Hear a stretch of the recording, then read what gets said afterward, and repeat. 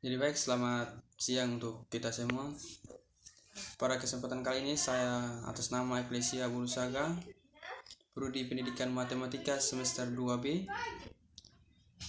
Pada kesempatan ini saya akan mempresentasikan materi perkembangan peserta didik tentang perkembangan moral dan spiritual peserta didik. Jadi baik, kita mulai saja. Yang pertama itu, apa sih definisi perkembangan moral dan spiritual peserta didik? Atau apa sih itu moral? Moral merupakan tingkah laku manusia yang berdasarkan atas baik buruk dengan landasan nilai dan norma yang berlaku dalam masyarakat. Artinya, moral itu merupakan perilaku seseorang yang bersifat apakah dia memiliki nilai baik, apakah dia bersifat baik atau buruk, dan apakah nilai-nilai yang ada dalam dirinya itu, tingkah lakunya itu sesuai dengan norma atau tidak. Nah, jelas di sini bahwa moral itu merupakan tingkah laku manusia yang berdasarkan atas baik buruk dengan landasan nilai dan norma yang berlaku dalam masyarakat. Nah, moral ini begitu penting bagi seorang peserta didik, bagi anak-anak didik, bahwa mereka mampu ketika mereka memiliki moral yang baik, mereka dapat menentukan atau menemukan jati diri mereka sebenarnya. Apakah mereka itu berperilaku baik atau buruk? Itu pentingnya moral bagi peserta didik. Selanjutnya, apa sih itu spiritual? Nah, di sini spiritual itu merupakan aspek yang banyak melihat lubuk hati, riak getaran nurani pribadi, sikap personal. Dalam spiritual terkandung makna semangat, roh, jiwa, dan keteguhan hati atau keyakinan. Maksudnya di sini bahwa spiritual itu sebenarnya sama dengan moral, tapi spiritual itu lebih melihat sikap yang berasal dalam hati, berarti sikap pribadi, semangatnya dia, jiwanya, keteguhan hati dalam dan keyakinan orang itu peserta didik. Nah, spiritual ini sama pentingnya dengan moral. Namun spiritual ini sesuatu yang banyak orang mengaitkan bahwa spiritual ini sama halnya dengan religius. Tapi tidak ada bedanya spiritual dengan moral, hampir sama saja. Tapi spiritual ini lebih dalam melihat lubuk hati seseorang. Itu kalau spiritual. Selanjutnya, pasti kalau ada definisi tentang moral dan spiritual peserta didik, pasti ada karakteristik atau ciri perkembangan moral dan spiritual peserta didik. Nah, di sini kita akan membahas karakteristik perkembangan moral dan spiritual peserta didik. Yang pertama itu perkembangan moral sebagai peserta didik. Artinya perkembangan moral peserta didik itu seperti apa sih? Yang pertama itu ada perkembangan moral tingkat prakonvensional, artinya belum menunjukkan nilai moral atau masih dalam proses menyesuaikan diri. Artinya dalam tingkatan ini dia usianya masih belia, contohnya masih umur 1-5 tahun. Dan di sini dia belum menunjukkan nilai moral yang sebenarnya itu. Nah, selanjutnya ada setelah tingkat prakonvensional ada tingkat konvensional, yang artinya memandang dan menuruti suatu hal yang bernilai baginya.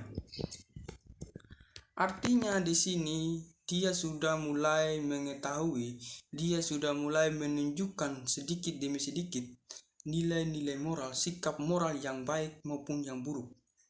Nah, di sini dia dapat menuruti atau memandang sesuatu hal, apakah yang ia lakukan itu baik maupun tidak.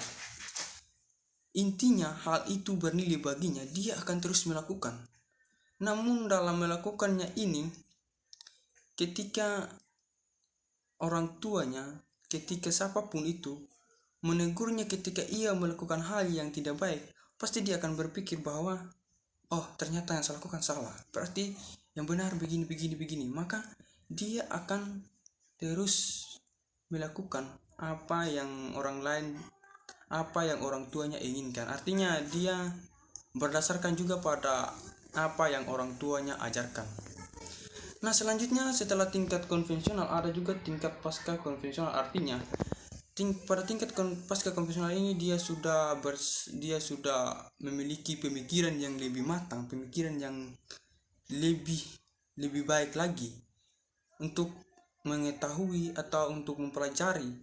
Dan di sini dia sudah menunjukkan, kita sudah bisa mengetahui apakah moral anak itu baik atau tidak ketika dia sudah sampai pada tingkat pasca konvensional, karena dia berlandaskan prinsip pribadinya. Artinya dia sudah mengetahui ketika yang dia lakukan itu baik, maka ia akan terus melakukannya itu baik, melakukan kebaikan itu.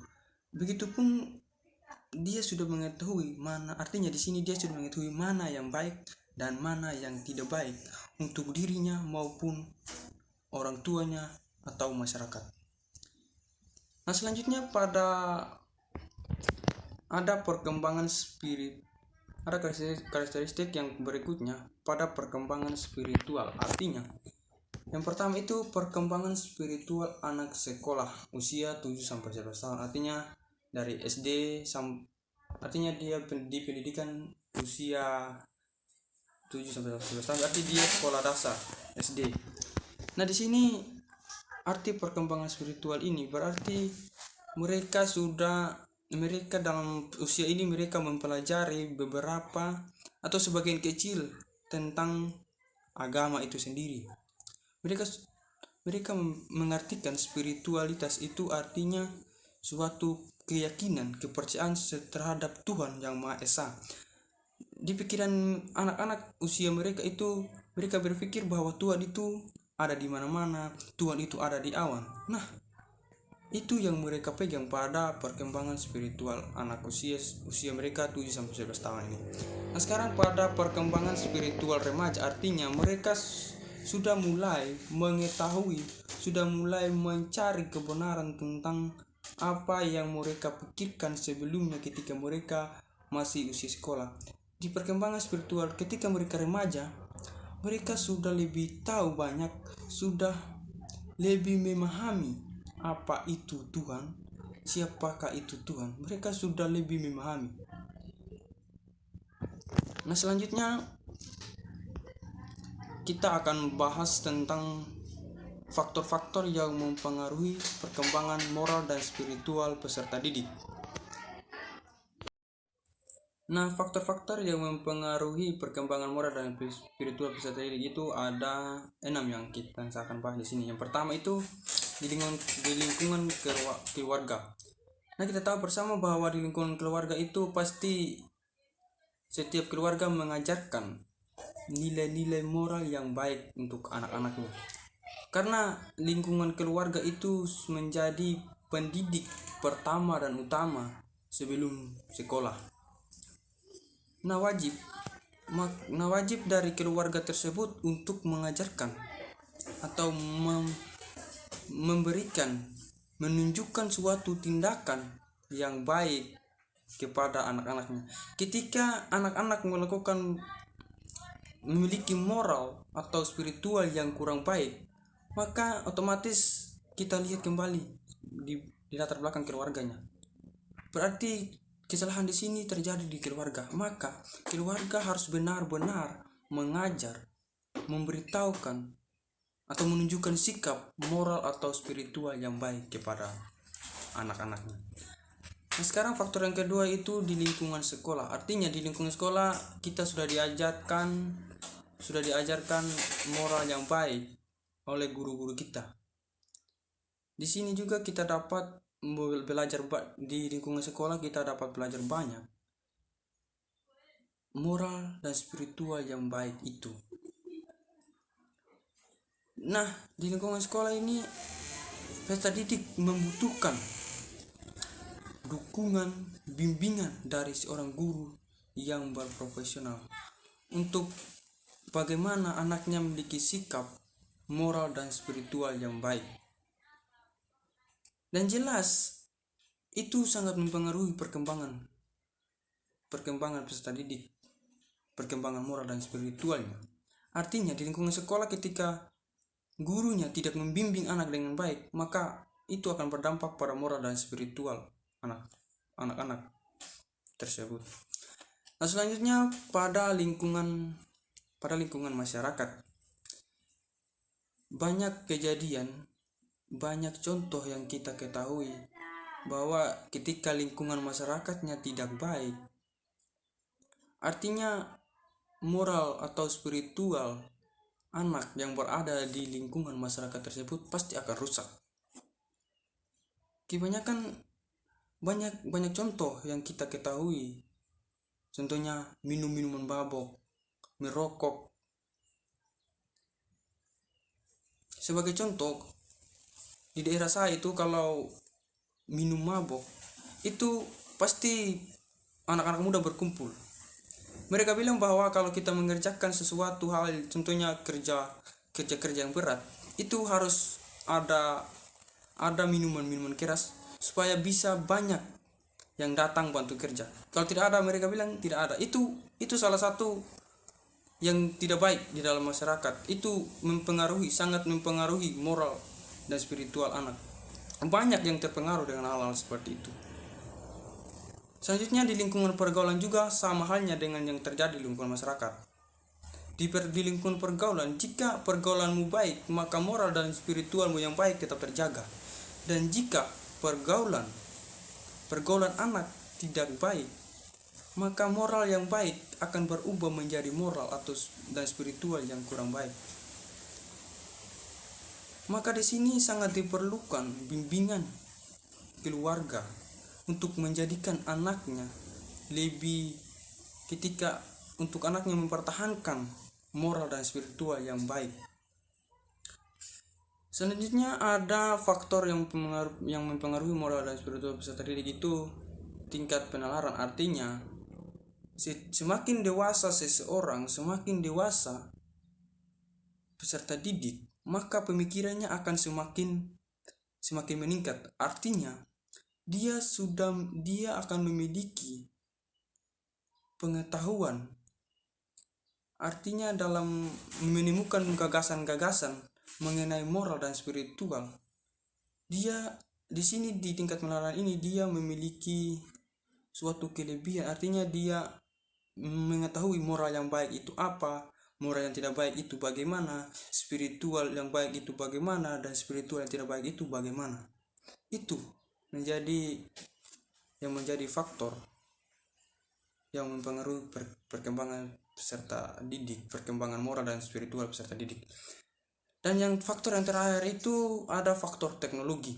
Ya, teknologi modern di zaman yang modern sekarang ini banyak disediakan teknologi canggih. Contohnya salah satunya internet. Banyak menyediakan situs-situs pembelajaran, banyak menyediakan situs-situs yang baik, dan ada juga situs-situs yang tidak baik di dalamnya. Maka teknologi ini sangat mempengaruhi perkembangan moral dan spiritual peserta didik. Sangat-sangat mempengaruhi. Nah, artinya di dalam penggunaan teknologi orang tua harus mendukung atau mengawasi anak-anaknya untuk melakukan atau dalam membuka internet harus membuka hal-hal yang positif yang berguna untuk masa depan dan cita-cita yang akan datang.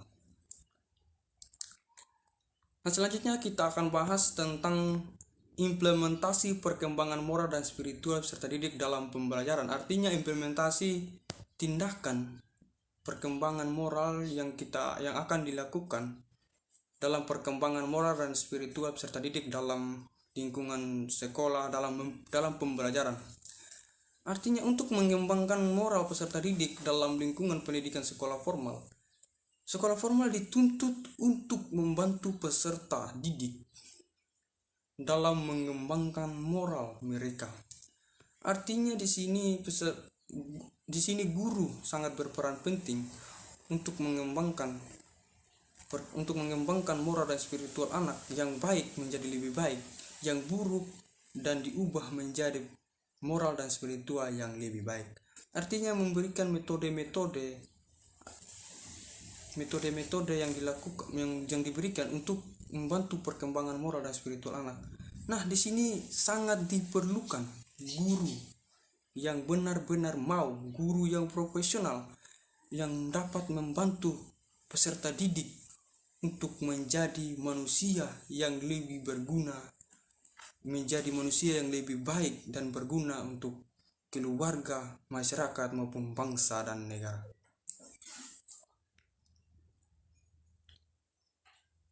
Ini sekian presentasi saya hari ini. Atas perhatiannya saya ucapkan terima kasih.